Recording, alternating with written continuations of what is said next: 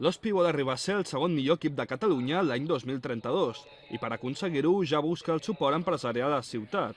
Així ho ha demostrat en la trobada organitzada per l'Associació Empresarial Pedrosa, on el Centre d'Esports l'Hospitalet ha presentat el nou projecte amb la participació dels ex-blaugrana Jordi Alba i Thiago Alcántara. Des del punt de vista empresarial el que veiem és que hi ha precedents, vull dir, el Villarreal i el Girona van fer projectes similars, per tant és un projecte que té una certa credibilitat.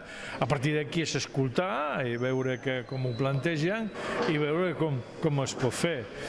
La veritat és un projecte ambiciós, en risc, bueno, són empreses, estem parlant de lo mateix i això ens fa emocionar, no? En el bon sentit de la paraula. Un dels nexes entre el món empresarial i l'esportiu és Òscar Pierre, fundador de Globo i impulsor del nou Hospi que comença a enlairar-se. Per l'emprenedor, la força del futbol és fonamental. Al final, el futbol és de les coses que més pot unir un poble o una ciutat, no? Si t'imagines, no? Idealment entre 5, 6, 7 anys, no? Estant a primera divisió i venint aquí a jugar contra el Barça o contra el Real Madrid, serà dels dies més importants per a la ciutat, on tota la ciutat s'uneix per veure el partit el diumenge i estem veient molta gent que es vol involucrar i això és molt maco, sí. Té un impacte social bestial.